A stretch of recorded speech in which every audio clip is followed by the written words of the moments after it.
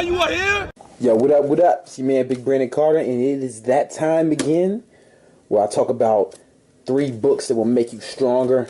Go over 3 books that have influenced my life. You know, if those of y'all don't know, I'm a fucking avid reader, speed reader. I read over 600 words per minute, blah, blah, blah. I've read hundreds of books throughout my lifetime. And in this series, I go over 3 books that have really influenced me.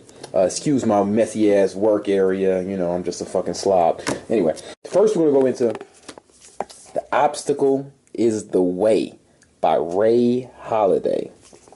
Alright, he could have called this Stoicism for Dummies, right? A lot of y'all know I'm a big fan of Stoicism. You know, like I like authors like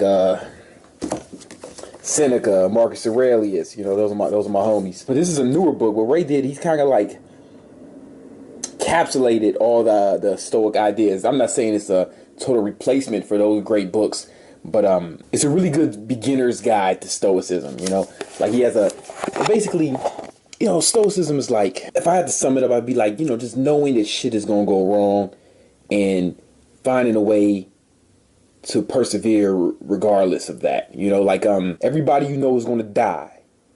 Everything you love is gonna be gone one day, and you need to make peace with that now. You know what I'm saying? Like, you need to make peace with that now and realize that that's out of your control, and realize that everything that's out of your control you shouldn't let affect your emotions. You can't let control you. Because the only thing you can control is yourself. The only thing you can control is yourself and your attitude. The more you can separate your own emotions from your circumstances, the happier you will be, right? Because you're not in control of your circumstances. You're not in control of the outside world. You're not in control of what other people do. You're not in control of the weather. You're not in control of just things. Everything that's outside of you is really outside of your control. You are only controlling yourself. But that's a lot, you know, and then once you realize that and really decide to take control of yourself, that's when you'll be successful, you know. But a lot of people blame shit on, oh, this is going wrong because this person did that, or this happened, or she shouldn't have did that. Now I'm going to cry about it, blah, blah, blah. And it's like, George, I'm in here working, son. And, see, I can't control George. George is going to come in the middle of my motherfucking video and start crawling around. It's cool, though. Listen, you can't control your outside circumstances. You don't control yourself, man. It's like, it rained today here in New York. People was crying about it, man. Like, I'm on Facebook or Instagram. Everybody's complaining about the rain. Well, guess what, motherfucker? We live in New York City, man. The way that the precipitation system is set up, it's going to rain here in New York a few times a month forever. All right, it's going to rain. You need to make peace with that. And every time you complain about, you can't control that. And when you start complaining about shit that's outside of your control, basically you put your motherfucking weakness on display for the whole world to see. You need to make peace with the shit that you can't control. You need to understand it's going to rain. Bad things are going to happen. People are going to fuck up. It's not if, it's when. That shit will certainly happen. And you need to plan accordingly. That's what Stoicism is all about. This sounds negative, but it's really positive, man. Like, bad shit is going to happen, man. It's going to happen. These other fucking positive books will tell you, oh, just be happy. And everything's just going to go great for you in your life. That's not reality. Shit is going to go wrong. You need to prepare for it now. You need to have a motherfucking savings account for when shit goes wrong, because shit is going to go wrong. If you have a plan, you need to have a plan B for that plan. Sometimes you need to have plan C, because shit is going to go wrong. Shit is going to go wrong. You can fucking count on it. And if you're mentally prepared for that, it won't fuck you up too bad, you know. It won't deter you from accomplishing what you've set out to. So anyway, this book goes into more detail on that and shit of that nature. He's a lot more eloquent than I am. Let me see if I can pick out a jewel in here. If I can just find a... You know what I'm saying? Let me just pick out random jewel in here. Yo, just because conditions aren't exactly to your liking or you don't feel ready yet doesn't mean you get a pass. If you want momentum, you have to create it yourself. That's just random shit. I mean, I could find just... This shit is just full of... You see, I got this shit all high lit up. What the fuck? All right.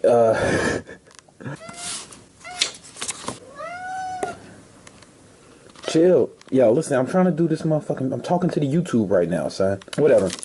You get the fucking point. I've talked about this shit a lot.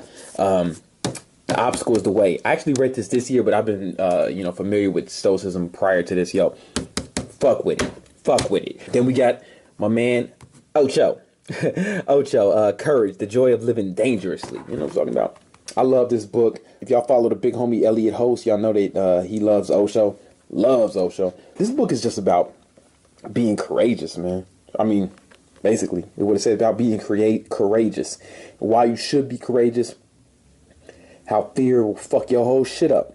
You know, like, it takes bravery to do certain things, you know, like, I don't know. Sometimes even before, like, every time I upload a video, I'm like, I kind of start thinking, man, are people going to like this or not? You know, honestly, you know, because it wasn't a big deal at first, but now I have so many motherfucking followers that it's like, fuck, are people going to like this shit? Maybe they won't, though. Sometimes they don't. Sometimes they don't like it. Sometimes you guys aren't fucking with me. But it's all right, man, because as long as I put it, I feel like as long as I put out something authentic, you know, as long as I'm being true to myself, I did the right thing, at least, you know. But anyway, this book is just about, you know, being courageous, man, going for yours. You know, I got it all high lit up. Let me give you an example. Oh, yeah, like he was saying, man, the greatest fear in the world is the opinions of others. And the moment you are unafraid of the crowd, and the moment you are... What the fuck? George, that was fucking embarrassing. That was embarrassing. I'm embarrassed. Yeah, to staying in the corner and think about that failure. Listen, George, it's okay to fail. Sometimes you fall. You got to get back up, man. Don't sit over there and cry. Get back up here. Come on, let's go. Let's go. Let's go. Go for it. Come on, let's go. I believe in you. I believe in you, man. When you fall down, you got to get back up. That's right. You know, maybe you need a second. George doesn't speak English, so I can't really reason with him. That's one of the flaws. That's one of the flaws. Anyway, the moment you are unafraid of the crowd, you are no longer a sheep. You become a lion. A great roar rises in your heart, the roar of freedom. You know what I'm saying? That's basically what it, like in this chapter, that's what he's talking about, man. Like, don't give a fuck about other people think. I mean, care to a certain extent. Like, I want y'all to like my videos, you know, like not like hit the like button, but I want you to benefit from them. You know what I'm saying? And I want that, but I don't let that control me. You know what I'm saying? Like, it's like I gotta walk my own way. You know what I'm saying? I'll say to anybody who's starting a YouTube page or doing anything in the public eye, if you have a blog or anything, don't let your audience dictate your content too much, because there's no way everybody's gonna like your shit. It's impossible. So you got to make sure that at least you like your shit. Because if you fuck around listening to everyone else, you might end up with a YouTube page or a blog or write a book that you don't like, right? And that's going to be hard to sell if you don't like it. You know, we'll talk about that more when we get to this. But if it's authentic, if you like it, it's more likely to touch people. And some people are still gonna hate on you and not like it, but you know, whatever, fuck them. I mean, I can go on and on picking shit out of this book. This is not just about that. I kind of went off on a tangent on the YouTube shit, man, but like he talks about like not even being afraid of death. He talks about like not even being afraid of death. You know what I'm saying? Like we'd all prefer to be alive, you know, but like I said before in this book, you want to separate your emotions from your circumstances, right? Separate them from your preferences. So like, yeah, don't be scared to die, man. Don't be scared to die.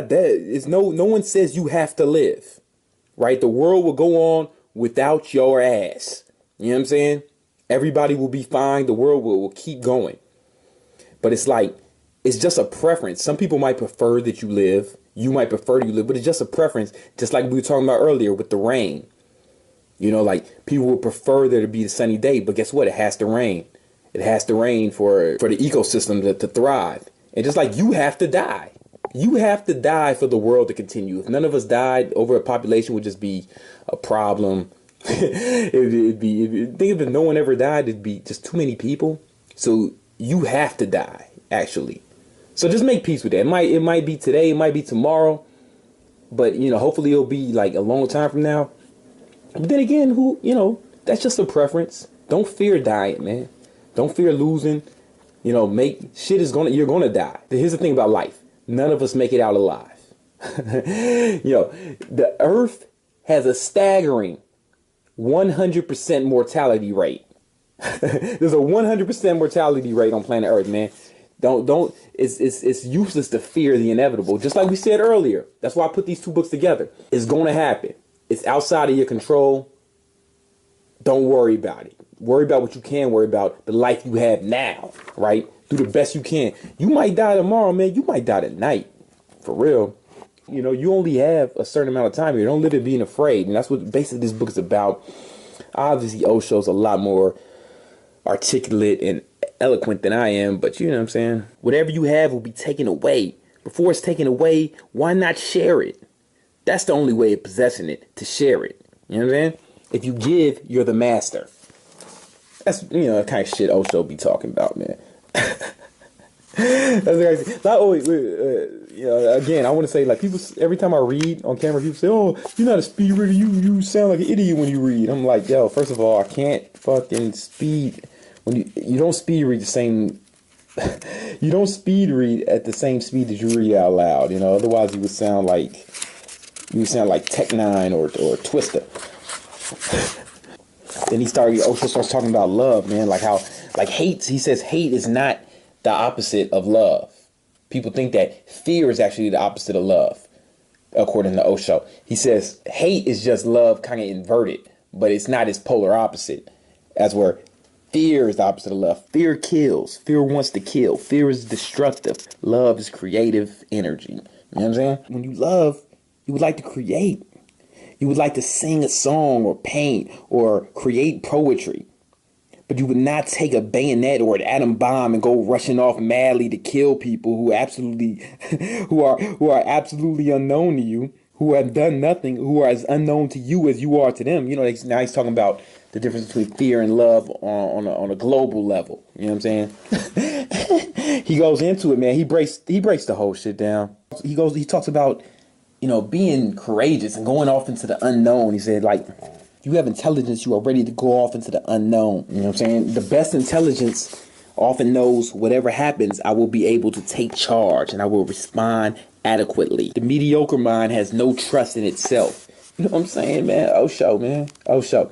Listen, I can go here and just keep trying to pick little nuggets out of this shit, but it's best if you read. It's thin book, quick read. All these are quick reads today. Now we got a book that I read actually in college. This is really good for anybody who wants to get into sales or anything. I worked in sales. As a personal trainer, you're kind of a salesman. So like I was working in at Bally's as a personal trainer when I was like 19. And then so this was a book that helped a lot. And then for a brief period after college, I worked for Abbott Laboratories in their sales and marketing division. And, this is something that helped, And then I left there. And I was up and down I-95 on some other sales, but I can't really go into that. This book is very similar to How to Win Friends and Influence People, a book that I've recommended on numerous occasions and in another video. But this is, it's a thinner version. How to Win Friends and Influence People might intimidate some people, but this book is a quicker read. It's a quicker read and you can get through it faster. And like this Les Giblin, man, I don't even know how old my copy of this shit is. But I got the pages marked up, shit I thought was important. Let me see if I can find some jewels. I don't know. I'm flipping through this shit. I don't really see anything I want to read, but it's a good fucking book. I'm just getting lazy right now. Like, this is just good for anybody who just wants to have a better relationship with people, or like it'll make you more charismatic. Like, that's something that, without bragging, that's something that people say about me. Like, I get, oh, man, you're so, the people say I'm a people person. Oh, I'm good with people. I have people skills. And it's basically just from the shit I learned in this book, man. Definitely worth checking out. If I were you, I would definitely put this on my list. I mean, this shit might not even be in print anymore, honestly. Let's talk about, how to criticize people without offending them. Like if somebody's doing the wrong shit, how to tell them how to do it, the right shit, without offending them. You know, this works good with girlfriends and wives. It talks about how to get people, how to manage people, like how to get people to cooperate with you, how to get you people on your side. You know, when you're trying to form a team, or you're trying to get a project done and you have a team of people, how to get people, how to get everybody going the same way. This is good for any leader. You know, if you're a leader or an aspiring leader, this is things you need to know. You know, how to get people to see your way. How to get people to see your way of things. If you're in a leadership position or you're trying to get something done that requires the help of others, then you need them to see your point of view, and you need them to accept your point of view as fact, so they do what the fuck you say, and this helps. You know, I mean, there's a lot of like psychological tricks in here, and I say tricks, and that can sound negative, but it's not good or bad. It's kind of like a knife. Right? Like this knife, I could fucking use this shit to punch somebody in the head and then stab them in the motherfucking heart or neck, preferably, right? And that might be bad. Or I can use this knife to do something positive, like defend my home against an intruder. You know what I'm saying? Then using the knife is good. But it's not the knife itself that's good or bad. It's all about how you use it. And that's like that with everything. It's like that with everything. It's no such thing as good or bad. It's all about context. But anyway, I say that to say there's a lot of psychological tricks here that you can get people to do shit that you want them to do, basically. You know, that's what I'm trying to say. It talks about how to attract people. Basically, how to make people like you. How to make people feel friendly instantly, you know. How to make a good impression on people you meet. You know, that's very important. You know, techniques for making and keeping friends. You know, having good friends is good. It makes you happy, you know. How to control the actions and attitudes of others. I know I said in the other book you can't do it, but this will give you, just know that people are volatile and they'll act crazy, but this will give you a better chance of people doing what you need them to do, you know. Maybe it's manipulating them, but not, hopefully you're a good person and you'll manipulate them to do good. Or at least you should know what's going on so you don't get manipulated, you know. So it talks about how making human nature work for you, you know. Your key to success and happiness. You know, the basic secrets for influencing others. You know what I'm saying? How to have confidence and power when dealing with people. Real underrated book. So anyway, these are the 3 for this week.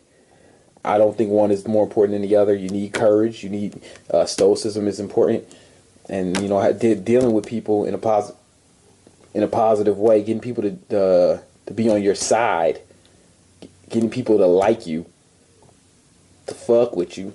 Oh, George, all right, you know, you want to get away from that knife. And, yeah, man, it's important. So, anyway, these are the books for this week. Check them out. And if you've been reading the books, leave a comment, man. Let me know what you've been thinking. If you've been reading the books, let me know if they helped you. Maybe you thought they sucked. You know, let me know. Let me know what's up. All right? Peace.